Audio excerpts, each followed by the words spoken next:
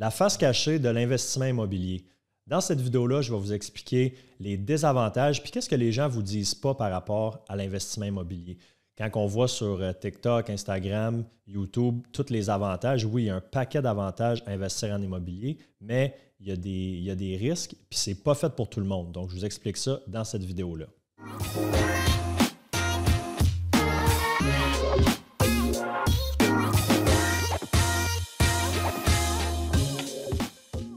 What's up guys? Stéphane Castleman, courtier immobilier chez Remax, ici à Gatineau. Si ce n'est pas déjà fait, je vous invite à vous abonner à ma chaîne YouTube. Si vous aimez le contenu, si vous trouvez de la valeur, likez, laissez un commentaire. Si vous voulez avoir une conversation avec moi sur un sujet par rapport à l'immobilier, dans la boîte de description, il y a toutes les informations pour me contacter. Ça va me faire plaisir de jaser avec vous, de répondre à vos questions. Donc, dans cette vidéo-là, on va parler un petit peu de la face cachée, des inconvénients d'investir en immobilier. Évidemment, il y a beaucoup d'avantages. Personnellement, je suis investisseur immobilier, je crois énormément là-dedans. On peut parler de cash flow mensuel, de prise de valeur, d'effet de levier pour pouvoir acheter d'autres propriétés, d'utiliser un petit peu l'argent des autres, donc l'argent de la banque, l'argent des locataires pour pouvoir acquérir d'autres immeubles et payer une dette. Donc, beaucoup d'avantages fiscaux, c'est certain. Après ça, on peut déduire un paquet de dépenses de nos impôts. Mais il y a aussi d'autres choses qu'il faut prendre en considération.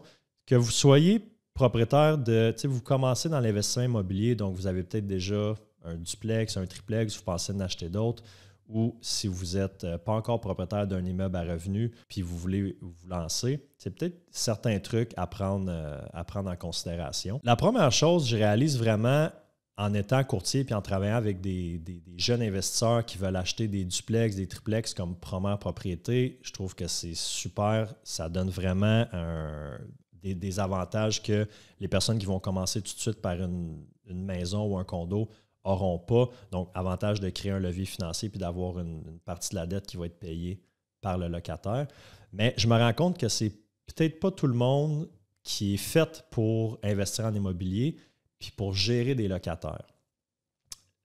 Parce que, tu sais, sur papier, on peut regarder un immeuble qui est super rentable, on regarde les revenus, les baux, tout ça, les dépenses, OK, parfait, ça fait du sens. Mais il ne faut jamais oublier qu'il y a un locataire, il y a un humain, une famille qui vit dans cet appartement-là, dans ce logement-là. Puis, des fois, ça se passe super bien. La majorité du temps, ça se passe super bien, puis c'est le fun, bonne relation propriétaire-locataire. Mais dans certains cas, puis je le vois quand même régulièrement, où est-ce que c'est pas toujours rose, puis ça peut amener des problèmes, des maux de tête. Tu sais, on pense évidemment à un locataire qui ne paye pas. OK, c'est certain que là, on est obligé de payer l'hypothèque, les dépenses de notre poche, courir après notre argent, ouvrir des dossiers à régie. Ça peut être un paquet de troubles. Mais ça peut être aussi juste un locataire qui est dérangeant pour les voisins. Tu sais, je donne un exemple. Moi, j'ai 2 immeubles, un à côté de l'autre voisin. C'est 2 duplex. Puis, j'ai eu des plaintes d'un locataire parce que ce qui est arrivé, c'est que ce locataire-là, c'est un nouveau locataire qui est déménagé. Moi, je fournis le Wi-Fi dans ces 4 logements-là. Puis, le router du Wi-Fi était dans son appartement à lui. Je prends le blâme, c'est mon erreur. Je n'aurais pas dû faire ça. J'ai appris. Là, je l'ai mis dans un endroit qu'il y a juste moi qui ai accès. Mais bref, quand lui a déménagé, il a décidé de changer le mot de passe du Wi-Fi. Puis, fait que les 3 autres locataires ont été privés d'Internet pendant à peu près 1 semaine. Puis là, on essaie de figurer c'était quoi le problème, pourquoi que l'Internet ne fonctionnait pas, appel Vidéotron, on voit que ça connecte. Bon, pour finalement se rendre compte que le nouveau locataire nous a avoué, dit oui, j'ai changé le mot de passe, moi je ne veux pas partager mon Wi-Fi. Mais tu sais, juste cette situation-là, ça a été stressant pour moi, pour mon gestionnaire d'immeuble, mais surtout pour les autres locataires. Tu sais. Fait que c'est une situation anodine, un peu niaiseuse, mais qui amène son lot de stress. Fait que là, la solution, vu qu'il ne voulait pas nous redonner le mot de passe, ça a été de couper ce modem-là, puis d'en faire installer un autre dans un endroit sécurisé, qu'il y a juste moi et mon gestionnaire qui a accès, puis donner le nouveau mot de passe à tous les locataires. Mais tu sais, ça, c'est quelque chose qu'on n'apprend pas nécessairement dans les formations ou on n'apprend pas dans des livres où tu sais, il faut le vivre pour voir okay, bien, comment on va réagir quand cette situation-là va arriver. Puis est-ce qu'on est capable de vivre avec ce stress-là des locataires qui nous appellent? Puis là, on a un locataire, en fait, 2 locataires sur 3 dans cette situation-là qui travaillent de la maison. Fait qu'eux, avoir le Wi-Fi, c'est primordial. Fait que tu sais, ça peut causer beaucoup de stress. Fait que ça, c'est quelque chose c'est pas nécessairement tout le monde qui est prêt à gérer ça. Des locataires malpropres, puis on le voit pas juste dans les films, là, ça arrive vraiment plus souvent qu'on pense. Des gens qui sont insalubres, malpropres, on rentre dans des logements. Je vous épargne les détails puis les images, là. Mais tu sais, ça, une fois que le locataire part, ben ça prend un gros ménage, là. On a fait la maison d'un de mes clients récemment qui était à vendre il y avait un locataire dans la maison. Le locataire a quitté. Il a laissé tellement de stock dans la maison, là. Ça a pris peut-être 1 journée et demie à tout vider le stock. Puis là, je parle des vieux électros. Il y avait un vieux bateau, un but de hockey dehors, un paquet de trampolines, un set patio. Toutes des choses, il y a des choses qu'on a pu récupérer, un paquet de choses qu'il a fallu envoyer à la dompe. Mais tu sais, ça, en tant que propriétaire, ben on est-tu préparé à ça? On est-tu prêt à vivre avec ça? Tu sais, oui, il y a le coût financier de faire le ménage, de vider, mais il y a aussi le stress. Une chose aussi qu'il ne faut pas oublier, c'est que quand on commence à acquérir plusieurs propriétés, tu sais, 1, 2 propriétés, ça se gère relativement bien, surtout si on habite dans une.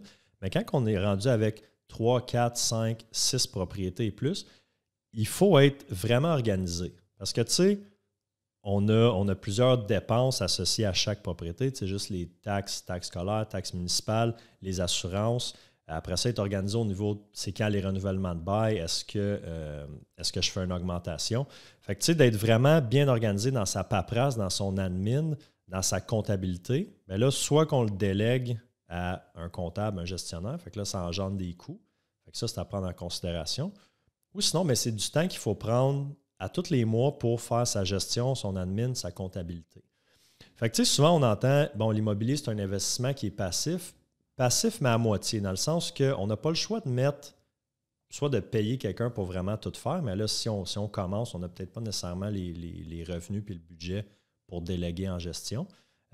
Fait qu'il faut prendre le temps au début, tu sais. Il faut prendre le temps de, peut-être le samedi, bien, d'aller couper le gazon, d'aller déneiger, de faire sa comptabilité, de faire son admin, de faire ses augmentations de loyer, de faire les visites aussi. Tu sais, juste les visites, présentement, là, bon, à Gatineau, en 2023, comme un petit peu partout au Québec, il y a une crise du logement. Fait que quand on met un logement à louer, peu importe le site de diffusion sur lequel on le met, ça se peut qu'on reçoive une 50aine de demandes. Ça se peut, tu sais. Sur ces 50-là, est-ce que c'est les 50 qui sont qualifiés? Après ça, est-ce que c'est les 50 qui ont vraiment tout bien lu la fiche descriptive puis qui c'est vraiment ce qu'ils recherchent? Après ça, évidemment, il y a du filtrage à faire. Juste ça peut être beaucoup de travail. Après ça, les visites. Disons que sur 50, on book 10 visites. Est-ce que les 10 vont se présenter? Non, il y en a seulement 5-6 qui vont se présenter. Après ça, est-ce qu'on est capable de les screener, de les filtrer? Oui, on a des outils qui nous permettent de faire les vérifications de crédit, regarder les antécédents judiciaires, les antécédents au niveau du TAL, l'ancienne régie du logement, savoir est-ce qu'il y a des dossiers d'ouvert, est-ce qu'ils ont un historique de paiement en retard. Mais il y a des choses qu'on ne peut pas nécessairement vérifier, puis il va falloir un petit peu se fier à son jugement, son bon sens, puis son feeling. Je ne rentrerai pas nécessairement là-dedans dans cette vidéo-là, mais tu sais, de rencontrer les locataires potentiels, puis d'essayer de poser certaines questions pour savoir c'est quel genre de personne, puis est-ce qu'on a des red flags de peut-être des problèmes futurs. Puis tu sais, ça, c'est pas nécessairement tout le monde qui a ce 6e sens-là, puis pour allumer sur certaines choses que le potentiel locataire va dire ou poser comme question qui pourrait nous sonner une cloche. Une autre chose à prendre en considération aussi, bien ça c'est vrai pour n'importe quel type d'immeuble qu'on achète, ça va être les réparations. Il y a des entretiens qui sont normaux à faire année après année. Si on a des gros problèmes comme des problèmes de fondation, les portes et fenêtres, ça va être à changer éventuellement. On a-tu des problèmes peut-être de drain français, de toiture d'entretoit? C'est certain qu'en achetant, on va faire une bonne inspection, mais quand ça fait une couple d'années qu'on est propriétaire, c'est certain qu'il y a des choses, des gros coûts qu'on va devoir débourser. Portes et fenêtres, ça peut monter assez rapidement, une toiture aussi. Donc, sais, juste refaire un logement aussi, je parlais des locataires tantôt qui vont... Puis là, en passant, je ne mets vraiment pas... c'est une minorité, mais c'est une minorité qui existe, donc on ne peut pas passer à côté. Là, mais tu sais, un locataire qui va nous laisser l'appartement là, vraiment à l'envers, là, il peut avoir des trous dans les murs, j'ai déjà vu des comptoirs arrachés, des armoires arrachées. J'en ai vu un peu de toutes les couleurs, mais tu sais, ça, c'est des choses qui arrivent pour vrai. Puis après ça, c'est au propriétaire de payer malheureusement pour ça. Tu sais, refaire un logement, refaire une cuisine, une salle de bain, ça peut coûter plusieurs dizaines de milliers de dollars. Puis ça sort directement de la poche du propriétaire. Donc, est-ce que si une situation comme ça arrive, puis c'est important de se poser la question avant de vouloir investir en immobilier, si une situation comme ça arrive, comment je vais réagir? Est-ce que, j'ai les ressources financières pour payer ça? Fait que si ce n'est pas de l'argent en banque, bien, c'est une marge de crédit, une carte de crédit. Comment je peux venir payer ces coûts-là? Puis après ça aussi, le stress qui va venir avec, puis le temps que ça va demander. Une autre chose aussi qui peut être, pas un désavantage, mais vraiment quelque chose à considérer, puis peut-être à prévoir vraiment d'avance, c'est que si on veut acheter plusieurs propriétés, il ne faut pas oublier non plus qu'on va avoir une propriété, peut-être un duplex ou une maison unifamiliale dans laquelle on va vivre. Mais c'est de vraiment bien structurer ça avec un bon conseiller, un bon courtier hypothécaire, parce que ça se peut que si on achète quelques immeubles à revenus, bien après ça, au niveau des ratios d'endettement, ça se peut qu'on qualifie peut-être plus après 2, 3, 4 propriétés pour acheter la maison qu'on veut. Fait que des fois, je rencontre des clients, ils me disent ben moi, j'ai 4 propriétés, 4 duplex, triplex, ça se paye tout seul. Je vais acheter ma maison de 800 000, disons, ma maison de rêve que je veux. Je le sais que je suis capable de le supporter. J'ai de l'équité dans mes blocs. Mais des fois, si ça n'a pas été bien fait, la structure des financements, dans cet exemple-là, mettons des 4 premiers achats, mais ça se peut qu'on soit bloqué pour la maison personnelle finalement après. Donc en gros, là, s'il y a une leçon à retenir de cette vidéo-là, c'est vraiment de bien faire ses due diligence, de se poser la question, c'est quoi mon profil d'investisseur? Est-ce que je suis prêt à vivre avec certaines incertitudes, certains maux de tête, certains stress par rapport à l'argent des locataires? Si oui, parfait. L'investissement immobilier, c'est prouvé que c'est un des investissements, des placements les plus sûrs à long terme, puis ça depuis toujours. C'est certain que ça va demander un petit peu plus de travail qu'investir à la bourse, disons, mais je trouve que ça donne beaucoup plus d'avantages, beaucoup plus de possibilités, d'options. Donc, c'est juste de s'assurer qu'on est prêt à rentrer dans cette game-là. Comme je vous ai dit au début de la vidéo, si ce n'est pas déjà fait, abonnez-vous à ma chaîne pour plus de contenu sur l'immobilier. Si vous avez trouvé de la valeur, likez, commentez, partagez avec quelqu'un à qui ça pourrait être utile. Puis, n'oubliez pas, dans la boîte de description, mes informations sont là si vous voulez me contacter pour jaser d'un projet immobilier. Si vous avez d'autres questions, ça va me faire plaisir de vous répondre. Bonne journée!